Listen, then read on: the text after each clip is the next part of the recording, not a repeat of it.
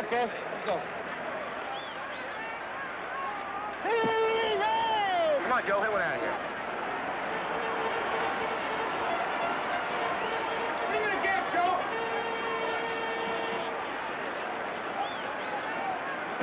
Get out of here. We put him in a gap. We put him in a real gap. Hey, man, let's go. Hey, let's go to work. Let's play baseball. Let's play baseball. We attack. Let's play baseball. Yeah.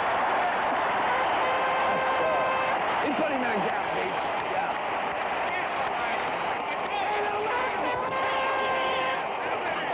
Let's go to work. We're going to beat on him. We're going to beat on him. That's the beginning.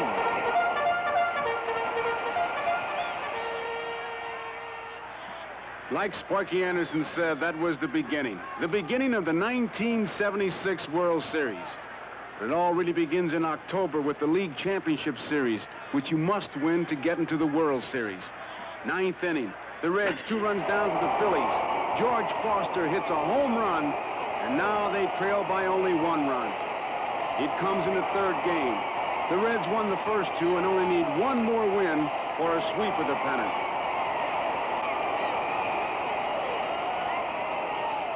Johnny Bench really wants that sweep. Ron Reed wants to prevent it. But Johnny Bench is going to get it.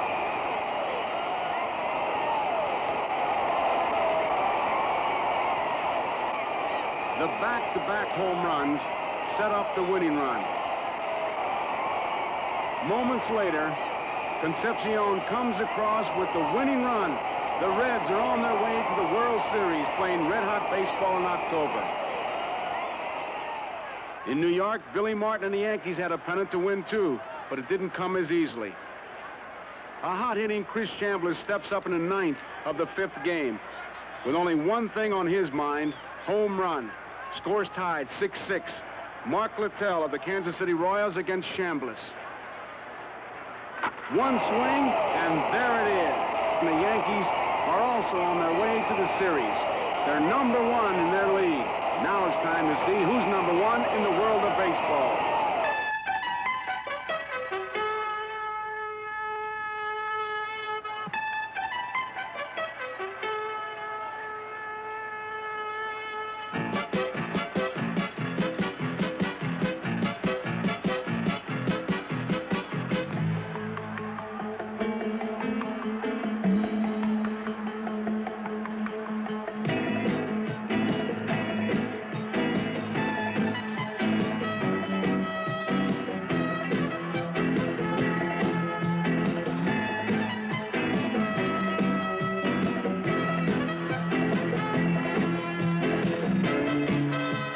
It's October 1976, and the New York Yankees and the Cincinnati Reds meet in the opening game of the World Series in Reds country, Cincinnati's Riverfront Stadium, and the fans are here to see their Reds play baseball. Morgan put him ahead with a home run. The Yankees quickly tied it, but from the beginning, the Reds were putting the heat on the Yankee defense. Here's the first commercial. Perez, not the fastest runner on the club, tries to steal. Although he's out, he got the message across. 3rd inning, Dave Concepcion hits one in the gap. Watch him put the heat on the Yankee outfield as he digs for 3rd. And that's the kind of baseball they play in Reds country. Pete Rose brings him home with the sacrifice fly as the Reds move ahead. And they're still moving in the 6th. Ken Griffey bounces a double play ball to short. But watch Rose keep up the attack as he says hello to Willie Randolph in his first World Series. Griffey's on first, and now it's his turn. The race is on. While the heat moves on. Perez singles. But watch Griffey. He can't see. Look at his head. But his legs keep moving. He knows where he's going. He's heading home.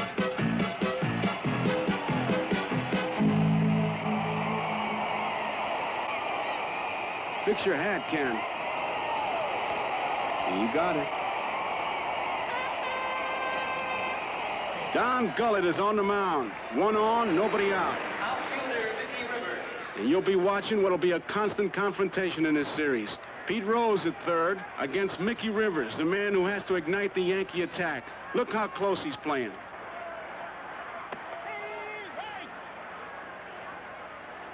Hard to tell if Mickey Rivers is talking to the umpire or Rose. Rose is challenging him. Rivers bunts. Good play by Gullett. Gets the force. That's intimidation. Billy Martin flashes the signs to Rivers. He's off. Bench shoots him out. Hello there. You stop Rivers from moving and you're stopping the Yankee attack. Play really hurt because a moment later, Roy White finds himself on second after an error by Geronimo. Munson is the batter. He lines a shot to right. Watch Griffey charge it. And watch Roy White make a U-turn.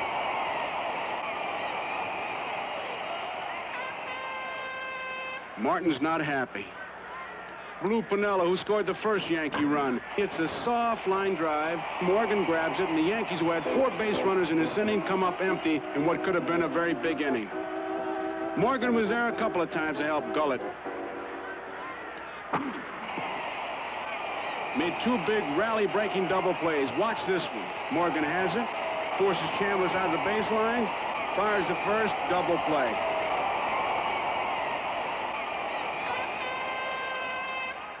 In the 7th, Gullett, with 2 men on, strikes out pinch hitter Otto Velez. All adds up to a beautiful afternoon of baseball for the fans of Riverfront. That is, except for one chilling moment. 8th inning. Gullett is struck down by something that has haunted this talented left-hander throughout his career. Injury. What was it, huh? His ankle. The loss of his ace is an uneasy moment for Sparky Anderson. Get him in and ice it. But as Gullett leaves to a hometown ovation, the Reds move on to take an easy 5-1 win. And after 3 straight league championship victories and this game today, the Reds are still hot in October. As the sun sets before Game 2, the first World Series game ever to be played on a Sunday night, the lights go on in Riverfront. And the big crowd sits back as it watches the introduction of the ball players. Don Gullett will not be in uniform for tonight's game or any of the other games in this series. He'll be missed, but the Reds figure they've got some other pitchers who can do the job. And one of them is Fred Norman, who is the starter for the Reds tonight. While the Yankees call on a man with the ice water in his veins, Catfish Hunter, whose record is 4-0 in World Series play. Bottom of the 2nd, and the people of Reds country want to see their team get moving. Dan Dreesen, who has found a new position in this power-packed lineup as a designated hitter, lines one up the alley in left center field. Watch third base coach George Scherger tell him that, hey, 2's enough, stay there. All right, George, I will, says Dreesen.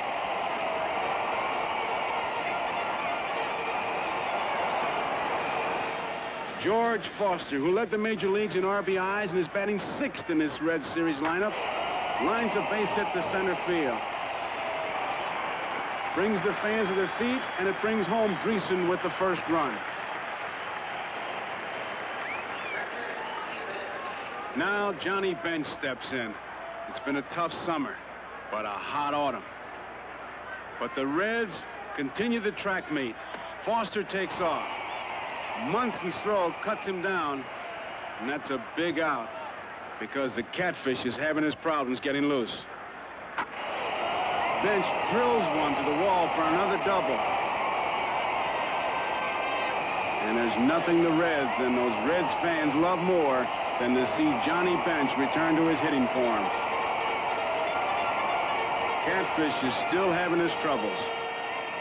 He walks Geronimo, and now it's Concepcion. He keeps it alive with a nice, polite single, and it scores Bench. Geronimo goes to third. And they're hot in Reds country. Still only 1 out, and Catfish and the Yankees have to face some big problems.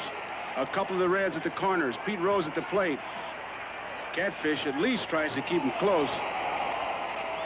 No way Concepcion's going to stay there. He takes off. Munson goes to third, and only a circus catch by Nettles prevents possibly 2 more runs from scoring.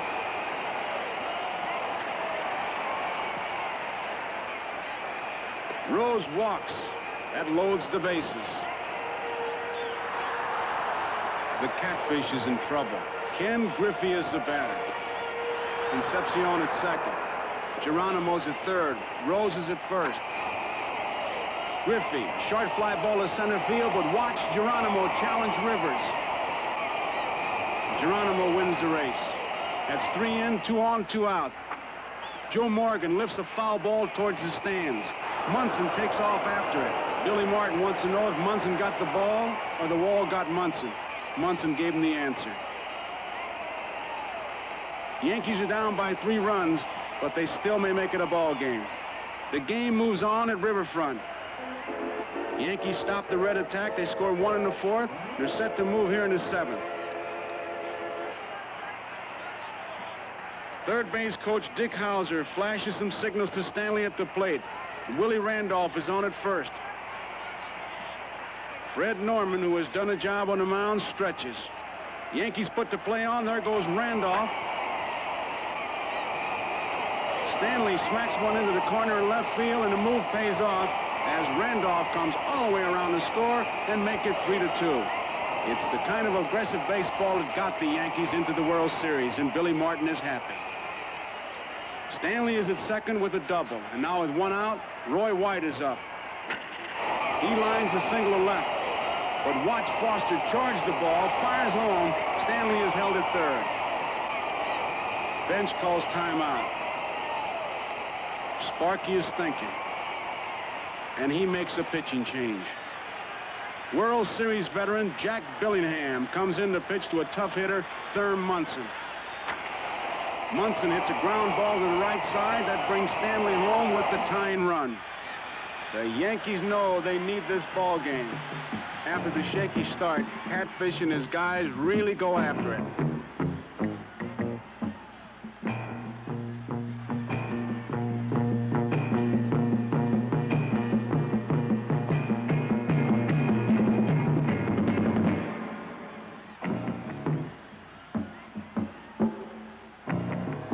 Catfish is only getting stronger as he comes down to the bottom of the 9th, and the score is still tied. He gets 2 quick outs, and then strike 1 on Ken Griffey. Strike 2, and it looks like extra innings.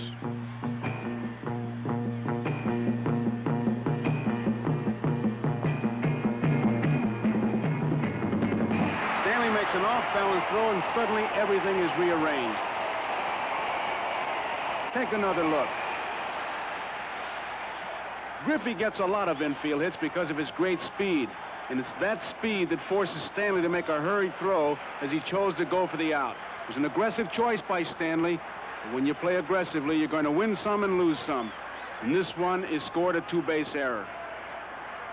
The Yanks decide to walk Morgan intentionally and pitch to one of the game's toughest RBI men, Tony Perez. They say he can drive a run in from the clubhouse.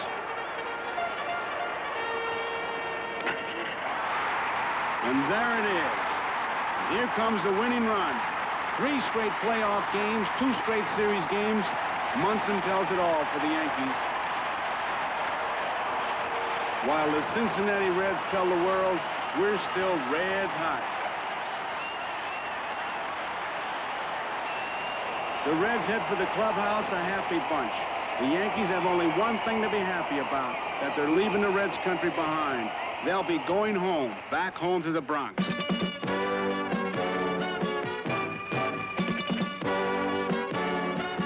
The fans are back. And after a 12-year drought, the World Series is back home in the house that Ruth built and the city of New York rebuilt. Yankee Stadium, now hosting its 30th World Series in 55 years.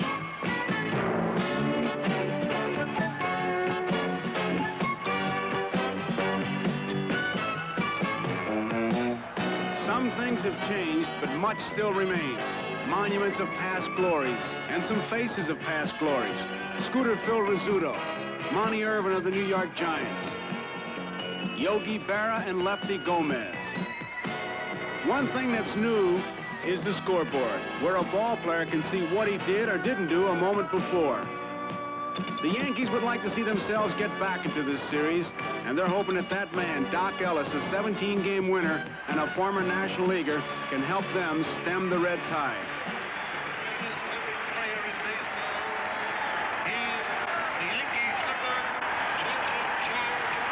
And a living monument, the Yankee Clipper, Joe DiMaggio, is the man to throw out the first ball. Now Mickey Rivers and the packed house at Yankee Stadium are anxious to get something going in the first. Rookie Pat Zachary is the starter. He warns Pete Rose to look for the bunt. Rose is in tight. Rivers checks him. Out. Still checking him. Rivers bunts. Zachary makes the play in time, but Rivers jars the ball loose, and this is what the Yankees have been looking for. Something to light the fuse.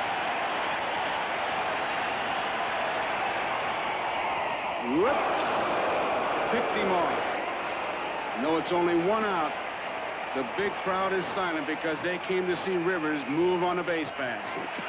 Moments later, Billy Martin still can't believe what he just saw. He wants to ask umpire Billy Williams about Zachary's pitching motion. Simple. When he comes stop, one time, another time he just comes and hits and goes right through. He's going to do one or the other. One's a ball. I want to just say one thing. Yeah, yeah. This we allow. It is not a balk for us. Why? I think it's a... All he has to Billy do is is stop. deceiving the runner. He's deceiving the not runner. deceiving The hell anybody. he isn't. My Who's guy, he deceiving? my runners, they're going to go one or the other. They're going to go when he comes to a stop or he breaks halfway. He's all right. You mean you're going to allow that? I'm going to allow You it. can allow the break in his knee, too, when he throws to first base? Is that a balk? As far as we're concerned, All right. no. All right. Okay? All right. All right, Billy loses another one, but it's just the beginning of a tough night for the Yankees. Top of the fifth, Rivers checks his man Rose. He's still there. This time Rivers hits a nice little parachute. Ball lands, doesn't even bend the grass.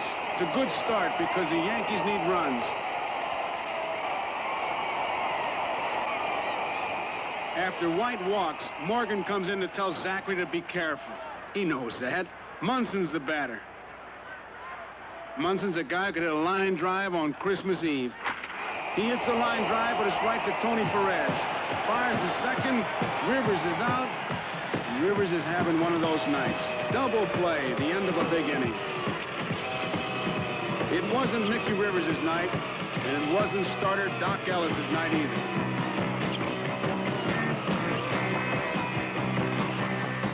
Dan Dreesen hits a high chopper, deflected by Ellis. Safe. There goes the runner. Munson can't find the handle.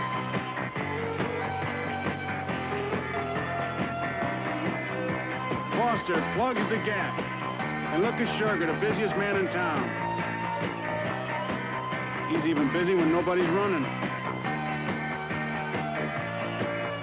Over Chambliss's head, Randolph makes the play. No, he doesn't.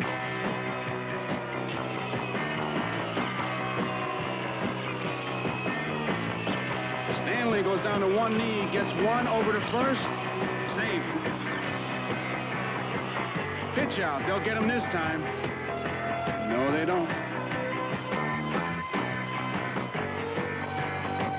Concepcion knocks in the third run.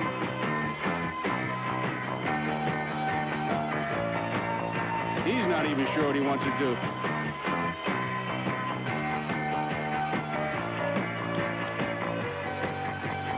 The Yankees finally calm things down with a double play. Randolph staples Concepcion's finger to the ground. Injury is painful, but it's not serious. After the game, Davey said it was a tough way to get a manicure. While Concepcion knows how tough his job can get, here's a guy who says his job is too easy. Cincinnati's designated hitter, Dan Dreesen. He says all you do is sit around and drink coffee while you wait to swing the bat. So he had his coffee, and now he swings the bat. And that makes it 4-0 Cincinnati. It's a lead the Yankees never catch, while the Reds who didn't want to see this designated hitter rule in the series, are content to give Dreesen his coffee and every possible chance to swing the bat. Yankee reserve shortstop Jim Mason got only one chance to swing a bat in the series, but he made the most of it with a line drive home run in the 7th. It made the score 4-2. Mason had only one home run all year, and you can tell it, man. He's running the bases in overdrive. Watch him in the dugout. He's going to shake everybody's hand. It's a moment for Mason to remember, but a night the Yankees would rather forget. Their rallies are frustrated by Cincinnati pitching, while the Reds go on to wrap it up and make the final score 6-2, and a chance to go for a full October sweep in Game 4. The big crowd representing the 2 million the Yankees drew here is back as Game 4 is set to unfold. The U.S. Navy, celebrating its 201st anniversary, is on hand, and so is the former voice of the Yankees, Mal Allen. The voice of the national anthem is Seaman Robert Johnson, while the men in pinstripes are out to try and stop a red October sweep. Pete Rose hands in the Cincinnati lineup. Yogi Berra, the Yankee lineup. The Yankees are going with one of their best pitchers, 19-game winner Ed Figueroa. And as always, Pete Rose is ready to start the action. And he gets it going in a hurry. A ground rule double.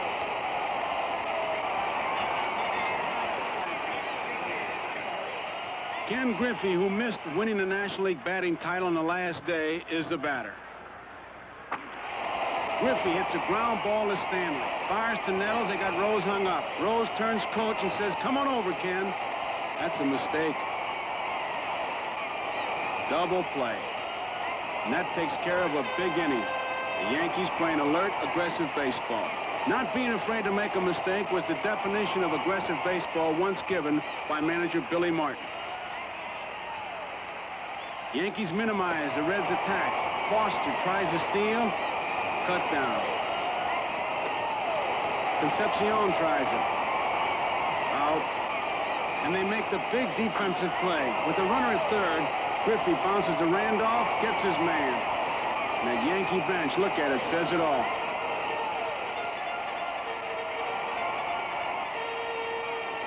Offensively, the Yankees are aggressive also, led by team captain Thurman Munson. While the Reds go on getting tougher for the Yankees, Munson gets tougher on the Reds. Starts with the first inning base hit off Gary Nolan. Chambliss lines a hit to left center field. Watch Munson. He never hesitates. He's coming all the way. Here's the throw. Not in time.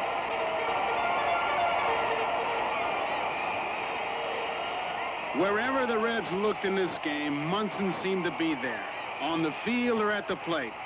In the 7th, he finally chases Nolan out with his 4th hit in the game and 6th straight series hit, tying a record set over 50 years ago by Goose Goslin. This was a very tight ball game in the 7th, but all Sparky Anderson wanted to talk about was Thurman Munson. Nice ball game. Go on in. Hell of a game. That's on a guy who can flash hit now. He is really a good hitter. Woo, he's a good hitter. This mother can hit, can't he? Oh, he can hit. He just stays right with the ball. He doesn't do anything. He just stays right there and keeps everything in and goes with the ball. But it just shortens up when he gets 2 strikes. It's like that Cardi. Matlock. Rico Cardi. Like Bill Matlock. He can flat hit. That's on a guy who can flat hit. He just stays right there and keeps everything in and goes with the ball. What Sparky Anderson wanted to say was that Munson can flat hit. While the Reds talked about the Yankee catcher, the Yankees will be talking about Johnny Bench all winter long. As always, he was all over the field on defense, trying to catch everything in sight.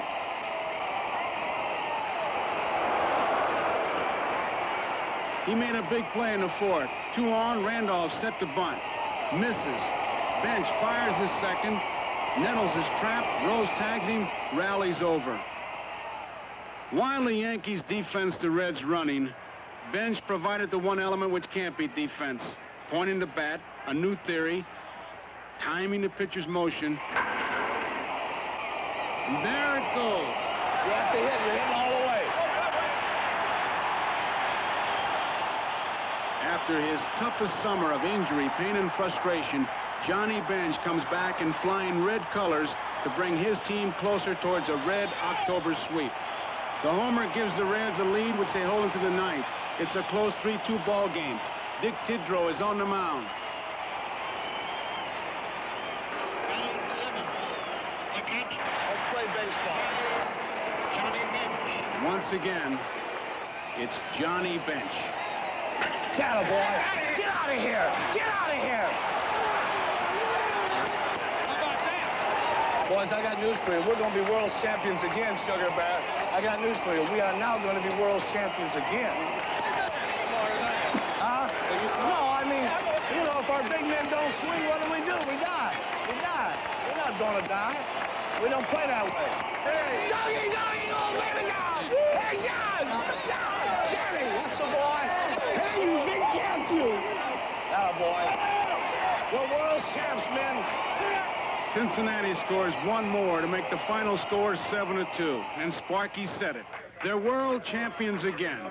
7 straight victories over the Phillies and the Yankees in October.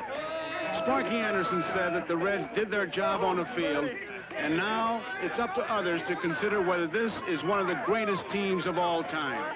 They all earned their victory, but no one earned it more than the catcher Johnny Bench. Play with these guys, and they've done the job all year. And then you're able to do something just, you know, to make up for everything you haven't done all year. It's just, you know, a great inspiration for me. A great career. The summer wasn't easy for him, but October was great. His .533 batting average, his power and overall field leadership earned him the series' most valuable player award. And that's all as it should be, because he's one of the best ever to play this game. The Red sweep in October offers history a challenge, but history can also return the challenge. Consider the Yankees of Babe Ruth, who once swept 2 straight series and 12 straight series games in October. Or the Yankees of Joe DiMaggio, who won 4 straight World Series titles. And then consider the men in blue and white pinstripes like Yogi Berra and Billy Martin, who once won 5 straight World Championships. And if that's hard to believe, then as their manager Casey Stengel would say, you could look it up. And just recently, Reggie Jackson and the green-clad A's of Oakland celebrated 3 consecutive October championships. And now the Reds have come in October to win 7 straight games, 2 straight world titles. Time will wait to see how much farther they can go. But this year, they left no doubt that it was truly a Red October.